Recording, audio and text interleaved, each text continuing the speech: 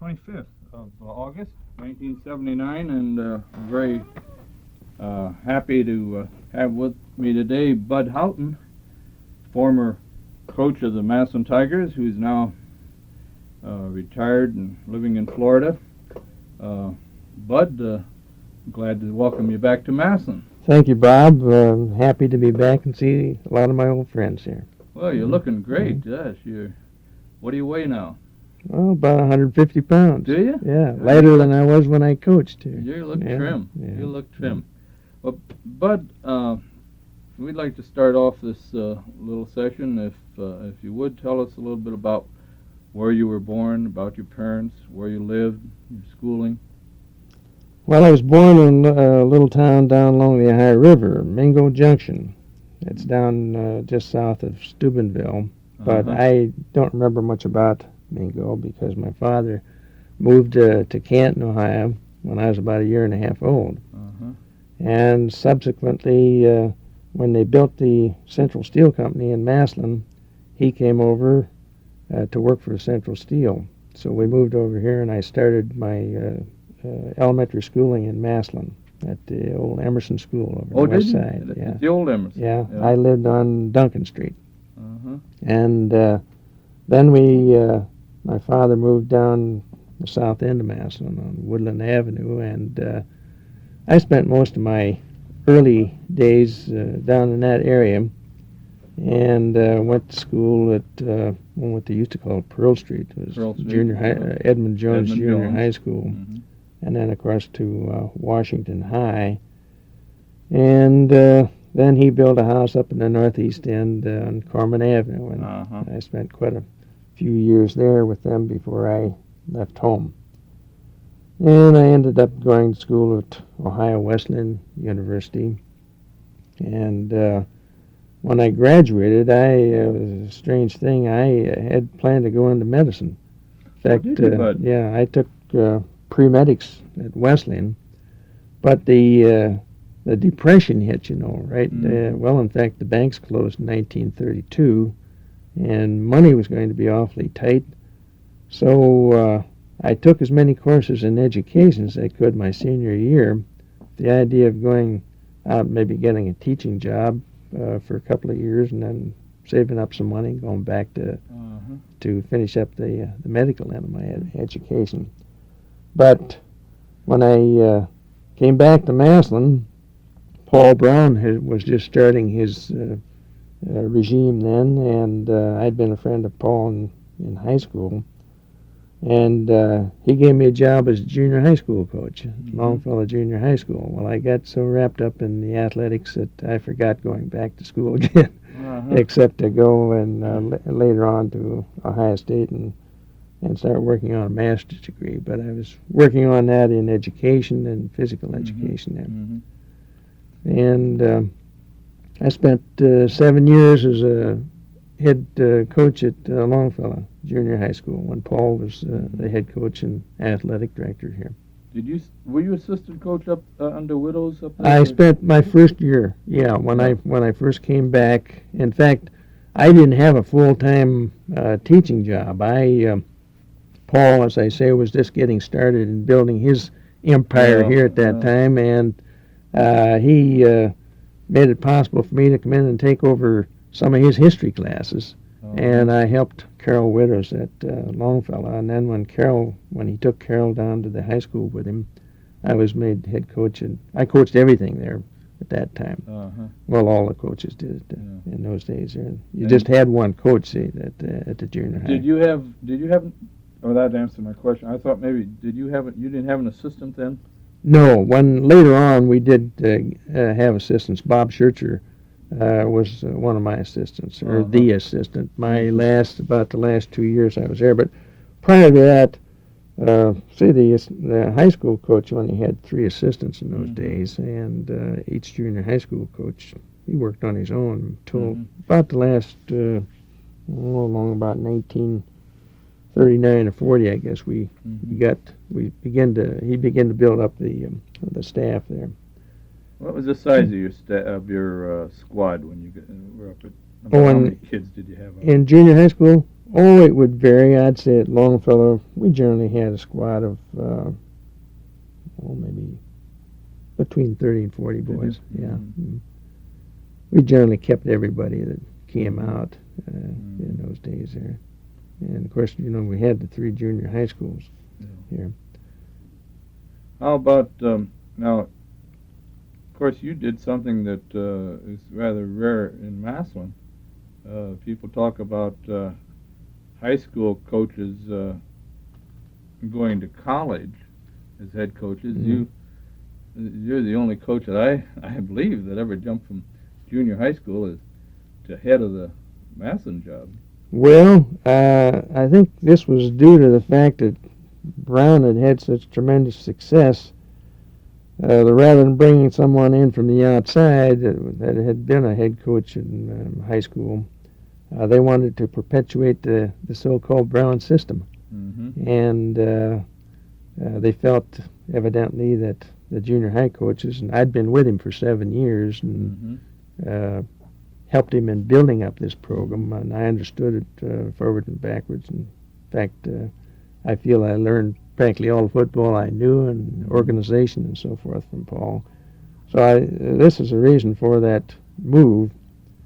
And it was a question of one of the 3 junior high school coaches taking over. Who were the other coaches? Well, Mel Knowlton was at Edmund Jones at that time, and Elwood Cameron was at Lauren Andrews. Mm-hmm. I think probably I had been here a little longer than either one of them. Maybe that had a factor there, and they felt that I knew the organization and so forth.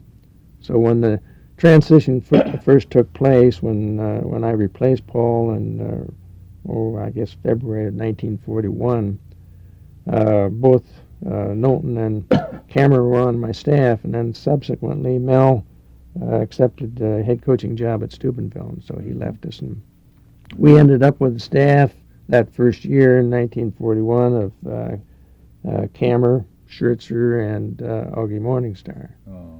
As I say, in those days, you didn't have large staffs like you have today. Mm-hmm. There. Yeah. Well, how big was your squad? Well, we generally pared our squad down, kept it around about 36 to 37. We felt that due to the fact that you had that small a coaching staff, and you had it coaching both ways. That was a two-way deal in those days. You had to teach the same guy defense that played offense. Mm-hmm. And sometimes that was a problem to find a place for them, Now, if a kid wanted to come out for football at Massillon, was it open? Did you have open tryouts? Oh, yeah, sure. Yeah, we had open tryouts. The only thing is that the high school, as it developed, as this junior high school program developed, unless you played for junior high ball and had the basic training there, your chances were not too great. I remember, we used to have, as the reputation of Massillon grew, we had parents of boys from other schools would want their kid to come here and play. Mm-hmm. I remember one case we had when I was at Massillon. We had one Sunday morning, man came to my front door, and he had a boy that was going to school to Akron, Kenmore. Mm-hmm. And evidently was having some trouble with the coach or something. The boy was a good athlete, but I think he was a junior at that time. And he said he'd like to have his boy play for Massillon. I said, well, that's fine. You're planning on moving here, are you? And he said, no. He said, I'm going to have him stay with an uncle here. And I said, well, the rules and regulations of the High School Athletic Association, Ohio High School Athletic Association, he'd have to, unless you move here and establish residence, he'd have to spend 1 year before he was eligible. Mm-hmm. And I said, he would only have 1 year of eligibility here. And I said, I don't think he could make our football team. And that made him kind of mad because he thought the boy was pretty good, see. Mm-hmm. But unless they went through our system here, knew all the fundamentals, and not only just the fundamentals of football, but our philosophy of football, mm-hmm. and the discipline that we had developed, it was a very important thing, Well, I think the thing that made the system go, and still does when it goes, is the quality of training that the kids get in the junior high level. Oh, there's no doubt about that. And of course, a lot of other cities have copied this program, you know. But having guys like yourself and Mel and Cam at the junior high, you know, the kids were getting good basic training. Yeah. And at times, when our system doesn't go well here now, my evaluation is that that's where well, this is true. You know, trouble is. as you know, when I came in 1941, the World War II broke out in December of 41, and I went into the service in the spring of 1942 and was in for 4 years. Mm-hmm. And there was quite a change during the war. A lot of our coaches had to leave or went into the service or maybe took other positions. So when I came back, the junior high school program I felt had deteriorated quite a bit from a standpoint of the personnel. Mm-hmm. So the first move I made was to study our junior high school personnel problem rather thoroughly. I watched them in action and so forth, even before I signed a new contract to come back. And we made quite a few changes there. Mm-hmm. And we brought in some new coaches. Lou Young here, the superintendent of schools, of one of them. We hired him as a coach down at Edmund Jones. And I felt that we had to have men who were dedicated to teaching fundamentals. The winning in junior high school we didn't feel was that important. They tried to win, of course, but we were more interested in them being sound in their fundamentals and being taught a good philosophy of living, of discipline, and respect for their teachers and their school and so forth. Yeah, I think that's the basis for a good system. Yeah. What was your basic system of football? I mean, what type of football? Well, when the first year I was here, naturally I just perpetuated the system that we had been using under Paul Brown. At that time, we were using a single wing. It was kind of a split line, single wing. And we'd shift right or shift left. Mm-hmm. And we stayed with that first year in 1941. Had an undefeated football team. That is an unbalanced line. Yeah, we had an unbalanced line, but we would line up in a balanced line and then shift one of the tackles to the right or the left, and the backs would shift. The backfield shift was a little bit similar to the old, what they used to call a Notre Dame shift. Mm-hmm. Yeah. And we stuck basically with that offense. But then during the war, a lot of changes took place in football. And the T formation came back into being. And I think a lot of coaches found it was easier to teach that. It didn't take quite as much technique as far as line play was concerned, offensive line play. And when I came back in 1946, after the war, we used a combination of the old single wing and the T. We'd line up in the T, and we had a fairly complete offense off the T formation. But my education had been primarily single wing, and I had to learn the T myself because I'd been out of football. I had no connection with football during the war.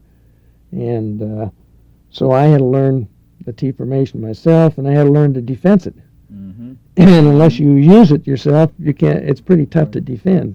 I found this out in the opening game in 1946 when we played Cathedral Latin. They used a T. And I felt we were a little weak in our defense against it, so we started using it ourselves, and then following that, we went completely into T formation. Mm-hmm. Mm-hmm. And defensively, well, back years ago, before the free substitution rule came in, and of course that didn't come in until 1948. See, and that's when you started using specialists. Prior to that, due to the substitution rule, a boy had to be able to play both offense and defense. This sometimes posed a problem in those days. I can recall many cases where, say we had an offensive end, but he couldn't play defensive end.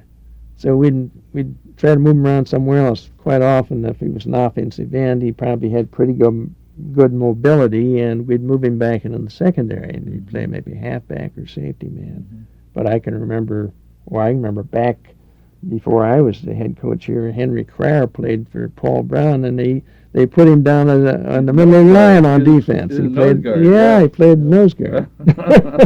Well, he was kind of built like. Well, he was a stocky guy. He weighed about Henry must have weighed 185, 90 pounds, which in those days was a pretty chunky boy. Right. Yeah. Well, your first year you had 9? We won 9 and tied Mansfield tied us over here. Mansfield. 6-6. It was a peculiar ball game. We made 19 first downs to their 1, and still ended up with a 6-6 tie. Is that right? Yeah. A very peculiar thing. It couldn't happen today. This was due to rules at that particular time. We'd force them to kick from deep in their territory, and they had a chap there, I can still remember him, by the name of Windbigler. He was quite a punter. He kicked a long kick. Our safety man fielded the kick, and one of our halfbacks clipped an end coming down. And this was while the ball was in the air. And at that time, the penalty for that was very severe. It was not only a 15-yard penalty from the spot of the foul, but it was loss of possession of the ball. Oh. So here, instead of us having the ball at midfield, Mansfield ended up with possession of the ball on about our 27 or 28-yard line. And, of course, this upset our guys. They got pretty irate about the turn of events, and they were so hopped up on this, and they pulled a perfect play on the first play. They ran a screen pass on us and scored a touchdown. Oh, be darned. And but we couldn't. We ran them all over the field, but we couldn't score. Mm-hmm. Mm-hmm. But we had a good football team that year. We had a lot of speed. Who were some of the boys that you had? Well, the only one that I had remaining from Paul's great 1940 team was Pokey Blunt, Fred Blunt. And Fred played right halfback for us, and he had terrific speed. We had a real fine fullback in Chuck Holt at that time, and we had 2 tailbacks. Of course, they were in that single wing. They were our quarterbacks also. We had Bob Graber and Dick Adams. And a chap by the name of Fred Cardinal was our blocking back. And we had some real fine linemen in those days. We had Joe DiMando, I think was one of the... in my estimation, Joe was one of the best defensive football players that I ever saw at Massillon. Is that right? Yeah. Was Pollock, Carl Pollock played for us. Bernie Weisgarber and Paul were offensive tackles. And I think there again we played. We used to call him Chub Pollock. We put him down as on a defensive guard, and Joe DiMando played an offensive end, and he played tackle on defense. And Don Fuchs, I believe, was a center on that team. John Hill was a tremendous blocker. Was one of the guards. Bobby Wallace was one of the other. Keevy Bray played an end. Was a fine pass catcher, and also backed up the line for us. He was a kind of very big. No, he was a kind of a thin guy, but gosh, he had arms. He could reach them. He didn't hit him real hard, but he'd tangle them up. Well, you did real good against McKinley that year, didn't you? Yeah, we that was the highlight of our season. We beat McKinley 32-0 that year. That was over at Fawcett Stadium. Beautiful sunny day. As I recall. It was a real nice day. The coach there that year was Ben Schwartzwelder, who later, after the war, had considerable success at both Muhlenberg and then later on Syracuse. But Ben only coached just that 1 year at McKinley. Yeah, I remember seeing that game. It was a beautiful day. That was the only game they lost that year. And then they beat Mansfield very badly, so that's the reason why the pollsters named us number 1 in the state. How about that McKinley game? What happened in it? Anything? Well, yes, it was a rather peculiar deal. As I say, we were using the single wing offense, and they felt that we were primarily a running team. They made a mistake there on that one. Although we did, I would say probably 75% of our offense prior to that McKinley game had been a ground offense. We had a good running attack, but we had a good passing attack too. And we won the toss and received the kickoff deep in our territory somewhere. And on the first play of the game, they threw an 8-1-2 defense at us, an 8-man line. Hoping, of course, we were going to start out running, which we did. We had a policy of testing them out with our strongest basic running play, an off tackle play, and I think we ran an off tackle play to the right and one to the left, and made about 3 yards. And you couldn't send anybody in those days, except we did a lot of wigwagging. We'd tell them when to kick and so forth like that. So we kicked on 3rd down, and I changed quarterbacks. And told them next time we got the ball, I didn't care where we were going to throw what we call 30 pass down the middle to pokey punt, because they were wide open down there. And I said, if our line can block them and give you sufficient time, nobody will ever catch him. So the next time we had the ball, we took the ball away from them, and on the first play, I don't know where we were, 20 or 25-yard line, something like that. And we threw this pass down the middle. We split the two halfbacks and threw one down the middle to Pokey Blunt for a touchdown. And from that time on, we ran up almost 300 yards in passes that day, which was unusual for us. Yeah. And Bray, I guess Bray made over 100 yards himself there, or caught passes for that. Oh, that's a great way to end the season. Yeah, it was. Of course, that's the game here in Massillon, as everyone knows. Well, then after the next season, then you went into service. Yes, in 1942, I went out to Iowa pre-flight school. I was in the Navy, and from there they sent me out to Pacific Fleet, and I spent the last 3 years. I had double duty. I was considered the athletic athletic officer for a fleet air wing that I was attached to, but I also had double duty as the air combat intelligence officer, because athletics was just it wasn't the important thing over there.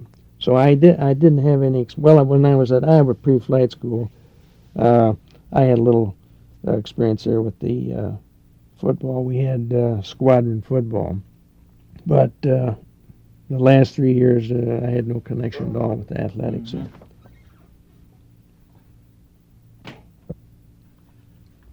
Well, who took over your coaching duties here at Massillon then when you went into service? Well, when I first entered the service, of course, no one knew how long the war was going to last by any means.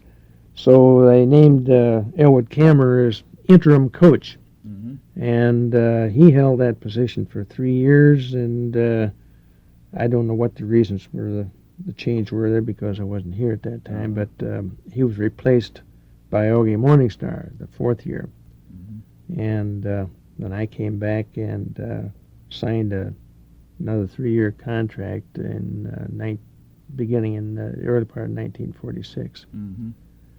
And I stayed here 3 years, and then I wanted to get into college coaching, and the job broke open up at the University of Akron.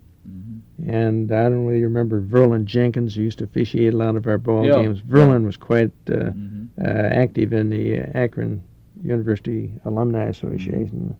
And Verlin interested me in this job. He thought it had some possibilities, although their football was a very low ebb at that time. In fact, they even were thinking about dropping football. It was a municipal university then.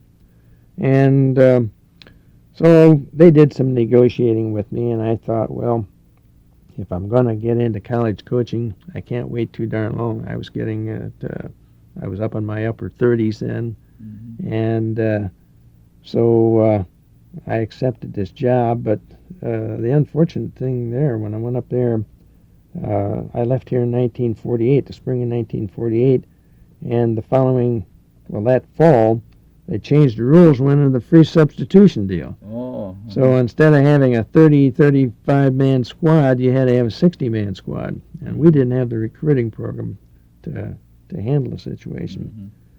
So I spent 4 years there, and the recruiting problem became so acute that I just felt there wasn't any future there for me. And, of course, in the coaching profession, if you're going to move on, everything depends upon your won and loss record. And I'd either had to start back, maybe go back into high school coaching or take an assistantship someplace in college, because our record was not good up there. The first couple of years we did all right, but our recruiting program just fell apart. We ended up 2 years with only 23 boys on the squad.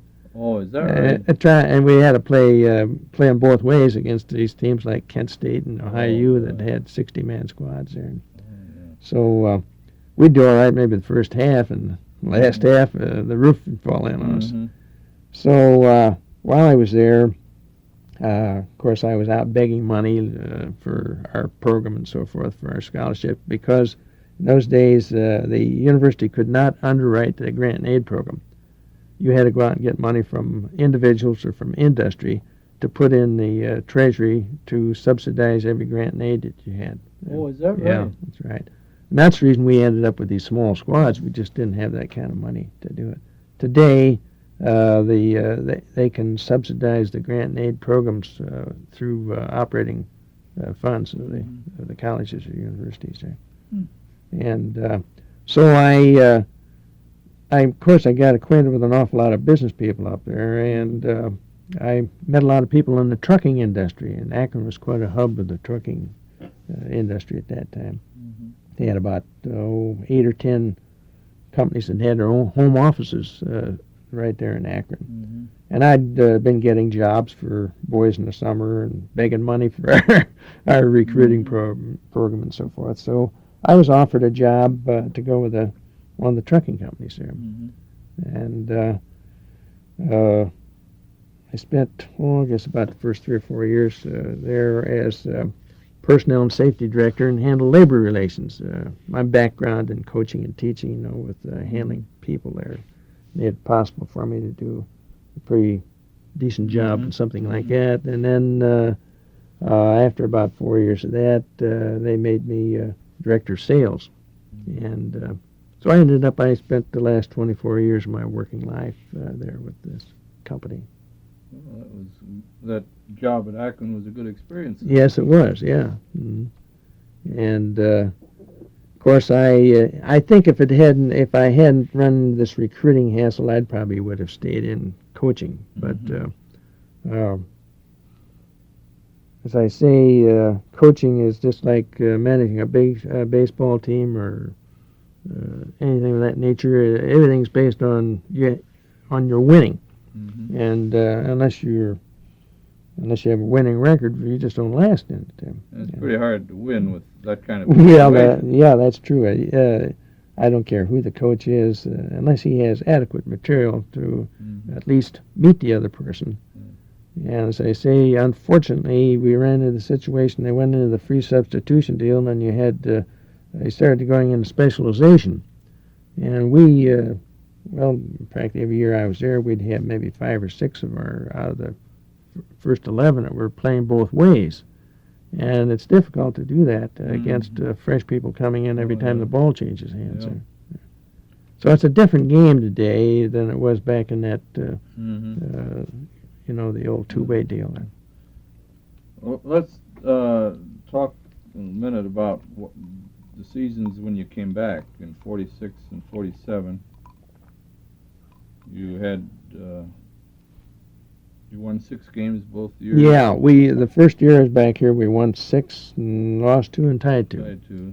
We had tie with Kent McKinley. 1940.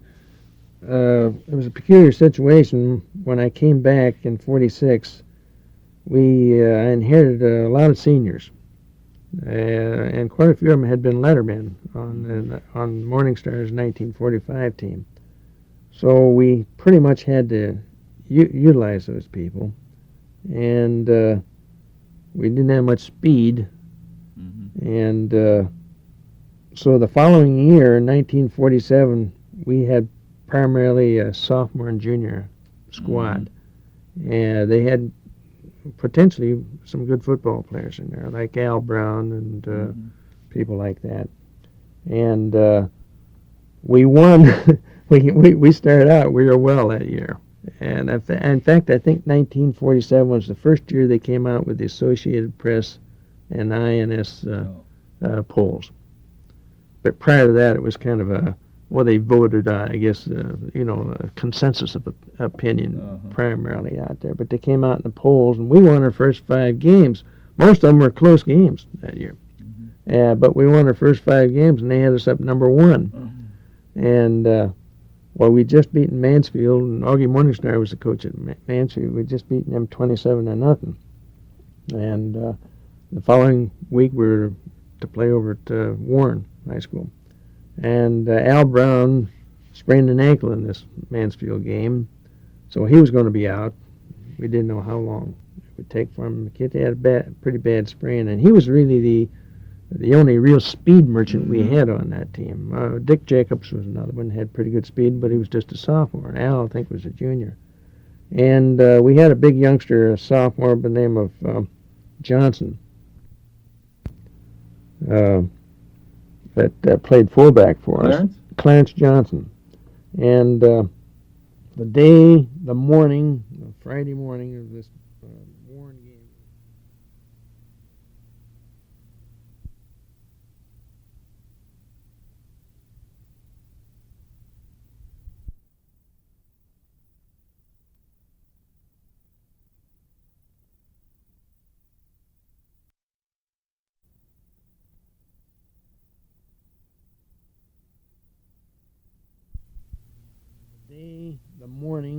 Friday morning of this Warren game, we were to go to Warren that night. Mrs. Johnson called me and said, Clarence has, I didn't know that there was anything wrong with him in practice the previous day. She said, he has pneumonia. And I said, well, I can hardly believe it. He have pneumonia this quick. He said, oh, yes. He said he's subject to pneumonia. His father, I guess, had passed away from pneumonia or something like that. So I went out to the house, and I took him over to the hospital, the city hospital, and one of the doctors examined him, and he said he's got some congestion there, but he doesn't have any pneumonia. But he felt that he couldn't play. So we thought, well, we'll do something here to use a little psychology on him. We had him tape him up around the chest out there, and thought maybe that'd make him feel better. But he just didn't feel like playing. So I couldn't use him in this game. And Warren started out on that game. I guess I thought they were going to take us apart. They scored 20 points in the first quarter on us. And the game ended up 20-13. We finally scored, and we were down on their 1-yard line. Could have tied the ball game up. And I asked Clarence if he'd go in. I thought maybe he could just fall across. He was a pretty big kid. See, he went in, and he didn't make it there. So we lost that game, and then my gosh, it looked like the roof, I guess, fell in on us. We lost the next 2 ball games. We lost 3 games in a row, and then we won one, and then McKinley beat us that year over there, and so we ended up out of the first 10 there, which of course is disastrous for Massillon. And so I had a few people that didn't think I was the greatest coach. Yeah, but some of the boys. You remember some of the guys that played for you? Oh yeah, we had in 1946. I'd say our most dangerous player was Gene Zorger. Gene he was a peculiar type of runner. Didn't look like he was going very fast, but he had a very peculiar type of movement. He didn't have very high knee action, but for some reason or other, they couldn't find his feet. Oh. And he was a terrific guy as a safety man. If he didn't catch the punt, he'd let it roll, and he'd dawdle around out there until everyone else fell asleep, and then he'd pick the ball up and take off. And every once in a while, he'd score a touchdown on one of those punt returns just by playing possum with him, you know. And he was actually the only boy on the 46 team that had any great speed. We had, one of the Blaney boys played quarterback for us. He was a good passer, but didn't have much speed. And the following year, as I say, we were starting to rebuild in 47, and we were primarily, it was almost an entirely sophomore, junior squad. And we had Al Brown and Dick Jacobs. Let's see, who in the heck? Well, John McVeigh on that team? John McVeigh was second string center on that team. Let's see, who was it called? Was it Whitman? Well, Whitman. Julius Whitman played one of the tackles. Mike Tackus on that team? Mike was, well, in those days he was a substitute fullback. Now we subsequently changed him to the line out there. He was a good blocker. Yeah. Clarence Johnson's brother, Earl Johnson, was one of the ends there. Was a very good ball player in that squad there. And let's see, who else we had? One of the Houston boys. Let's see, which one was it? Would have been Jack. Jack Houston played a guard on that team. Williams. See, he's still around here as a tire business there. He used to belong out there at Shady Hollow there. What's his first name? Well, Red Williams. Red Williams? Yeah, Red Williams. Yeah. He was one of the guards on that team. He went on up to Michigan, played at Michigan, and Ron Williams, Ronnie. Yeah.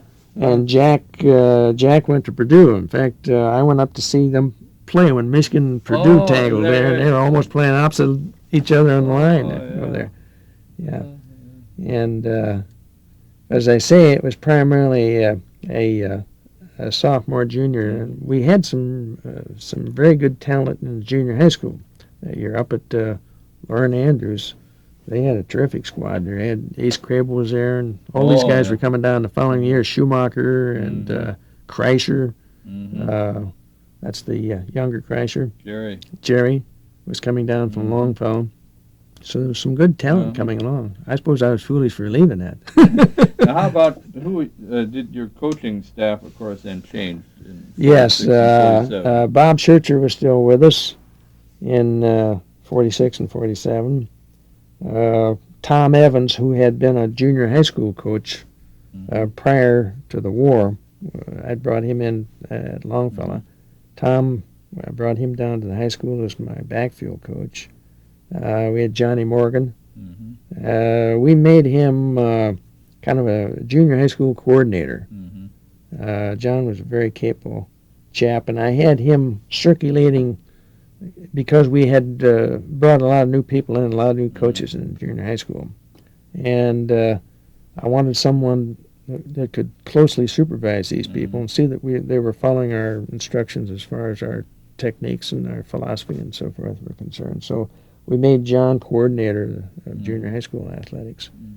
And Laurie Wartinian had been a coach at Lauren Andrews, or at Edmund Jones, and we brought him up as one of our line coaches over there. But, see, we only had 3 assistants then.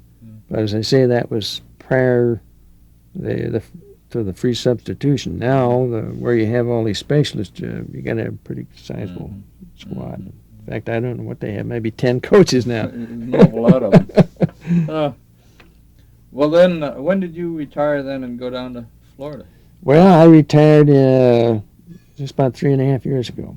And, I decided that try to get away from the winter weather and get someplace where you could play golf practically year-round. So we've been in Port Charlotte now since 1976, January 76. So I try to get back up here about once a year and see my old friends and play a little golf with them and so forth. Well, it's been. I think we've touched about all the highlights. Mm-hmm. I suppose. Do you ever get into situations down there around people where they say, "Oh, about Massillon"? Oh yeah, it's amazing the reputation that Massillon has all over the country. Mm-hmm. I can recall while I was in the service, I was stationed when I left Iowa Pre-Flight School. I was sent out to a base in up above Seattle, Washington, Whidbey Island, Naval Air Station there. And my gosh, it was amazing the reputation of Massillon up in the Seattle area. In fact, there was a chap at that time was the head football coach at the University of Washington by the name of Pest Welch. And he found out that I was stationed up there, and he had me come down and talk to the high school coaches at their spring football clinic to try to give them the Massillon system. Oh, is that right? Yeah. And another peculiar thing there, of course, I got acquainted with a lot of the newspaper people, they're sports writers while I was there. Mm-hmm. And just about 2 or 3 months after I had left Massillon and accepted the job at the University of Akron, I received a phone call from the superintendent of schools at Everett, Washington. And Everett was a city about the size of Massillon. It had one high school and a junior high school system. And I suppose they were probably the number one high school power in the state of Washington. And the coach there had retired, I guess. And one of my friends, a fellow named Alex Schultz, who was the sports editor of the Seattle Times, knew that I enjoyed that area up there, and he thought I might be interested in the job, and he just threw my hat in the ring without even asking me about it, see? So I received a call from the superintendent of schools at Everett and said our Board of Education wants you as their head coach out here. I'll be there. And I said, well, gosh, that's a shame. I might have been interested, but I said I just signed a 3-year contract here at the University of Akron. So that was a kind of a peculiar thing. I don't know. I might have. It's a beautiful area, in the Puget Sound area. Good hunting and fishing, and a very beautiful area. I might have been interested if I hadn't already taken this position out there. But and I also, when I think the last assignment I had where I was athletic officer at one of the outlying fields at Pensacola, Florida. And they wanted me to stay on there and coach the, right after the war was over, they said they were going to have a football team at the Naval Air Training Base there at Pensacola. They wanted me to stay on there. Mm-hmm. And people I see down here in my retirement, every once in a while I'm asked to come to some service club and give a talk on football. Yeah. So it's quite a... You never lose that, Yeah, and it's quite a fraternity, isn't it? I mean, there aren't that many that have been head coaches here. That's true, yeah. And, you're one of the elite group. Yeah. Well, I felt, when I was fortunate enough to be named head football coach here to replace Paul Brown in 1941, I felt I was on top of the world, and I guess I was, really. I think this was probably the most coveted high school football coaching job in the country. Yeah. Of course, back in those days, Bob, we had a coach basketball, too. Yeah. We had a pretty good basketball team. We took a team, that first team I coached, we went down to the state finals and lost out to Lakewood in the semifinals. Primarily because we lost our star player through eligibility. Horace Gillum was our center, and he became 20 years of age after the first game that we played in the tournament. Is that right? Yeah, and we played Bryan in the opening game. That's the only game he got to play in. The next game we played Cincinnati Hughes, and we had to use Jim Russell at center. Of course, Jim was a tough kid, but he was primarily a football player. And I think we'd have won that championship. What year was this? This was in 1941. Is that right? Yeah. Well, Russell Russell and Gillum. Well, that's right. Well, I thought Gillum graduated. Well, he graduated in June of 41, see. But this was in, see, I took over basketball in February of 41. And, Well, you had Horace Gillum then on your football team. yeah, no, not in football, just basketball. He played for me in junior high school. Played for me 3 years at Longfellow. How did he play for you in basketball, not football? Well, because Brown left here right in the middle of the basketball season. Went to Ohio State. Oh, I see. In February of 1941. So you had him that rest of that Yeah, year. I had him the rest of the year, Okay, see. I there. see. And, of course, he had played for me. In fact, two of our stars on that team were Gillum and Chuck Buttermore. Chuck Buttermore, And both of them had played for me at Longfellow Junior High School. Yeah. So I was well aware. Both those youngsters, well, they're not youngsters today, but they were then, played 3 years of junior high school ball before they got to high school. That was quite common in those days. Go ahead. Yeah, you say you started them out in the 7th grade, and if a guy had a lot of talent, he might make your team as a 7th grader, which Gillum did, see. And so did Buttermore in basketball. But that team down at high school, then, you had Gillum, Buttermore, wasn't young McDade? McDade played, Joe DeMando, and Ray Getz. Ray Getz. And I used to substitute for Ray once. If we get a little bit stalled in moving the ball down the floor, we used to put Tommy James in at that guard there, because Tom could dribble through the whole length of the floor there. Yeah. He wasn't that great a basketball player, but God, he had speed and so forth there. Russell was a big. He was a strong boy, strong kid. Yeah, I'll never forget that day we played Cincinnati Hughes. You know, you didn't have the tall boys like you have today in high school. In fact, Gillum was only about 6'2". Something like that. DeMando was about 6'1" or something. They were the only two boys we had on that squad that were 6 foot or better. Yeah. We played Cincinnati Hughes, and they had huge boys. At least for that era, they had one 6'5" and one 6'7", which was unusual then. Yeah, very unusual. Yeah. And they had this big center. I say we had to play. Russell there in place of Gillum, and back in those days we played what we called, if we did a fast break didn't work, we used what we called a single post offense, pivot man. Of course, Gillum was tremendous in that job out there. Russell didn't have the shots and so forth, but we wanted to try to get this big 6'7" guy fouled out. So we had Jim using an underhand pivot shot there with two hands, and this guy fouled him out, and I think the only reason we won that game was because of the fact that we got this big guy out of there, so we could control the boards there.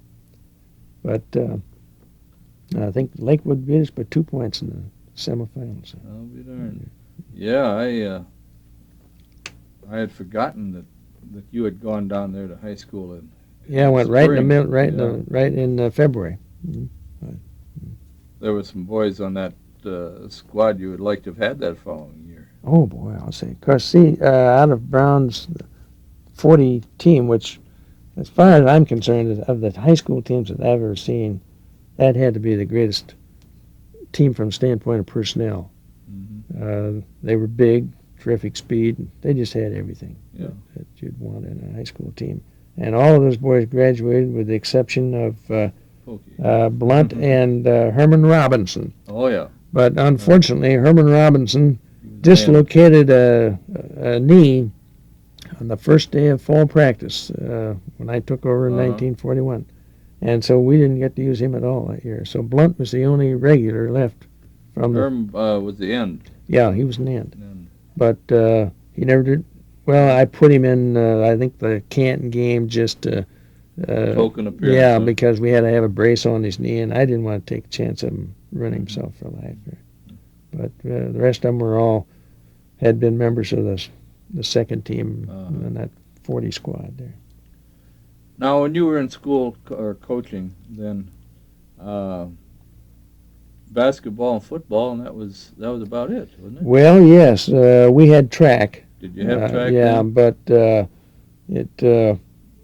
I would say primarily we were interested in the running events, and we required all of our football players, backs and ends, to go out for track in order to get the experience of former running and that sort of thing. And most of our relay teams were football players. Yeah, that's right. I remember Horace was on the, I think, Tommy James. And, they were on the Ray Horace Getz, Gillum I believe. And Getz and a guy by the name of Fetzer, I think. We're on the relay team. Yeah. Yeah, that's right. And football and basketball were the big sports in those days. We didn't even have varsity baseball. See, didn't have varsity wrestling or had no varsity tennis, swimming, no golf, no nothing. No, we had just intramural. Mm-hmm. Yeah. We had intramural baseball, tennis, golf. Did they? Yeah. Mm-hmm. But those things began. All these other sports began to develop after World War II. Well, Bud, I think you give me a real nice resume of your tenure here in Massillon and what's happened to you, and we thank you for your time. Well, you're welcome, Bob. We sure hope you have a long, happy retirement down there in Florida, and that you keep coming back to Massillon so we can see you and get you out in the golf course. Well, thanks very much. I really enjoy, getting together with people that remember that era and reminiscing about it. It's remarkable how my wife accused me. She said, "You can remember things that happened 30 or 40 years ago better than you can yesterday." You can't remember anniversary. Yeah, that's right. Well, it is funny how when you have a group of people get together, especially old Massillonians, that eventually it turns to football. Football, yeah. And I know that so many parties that we go to or have gone to that the evening ends up with the men in the kitchen talking about football and the women in the front room talking about something else. That's true. Very few conversations that don't end up on football.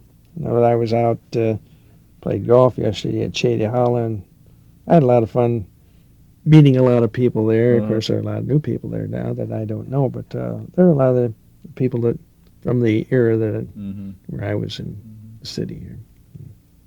So it's always a pleasure to get back here. Well, good luck to you, Bud. Thank you.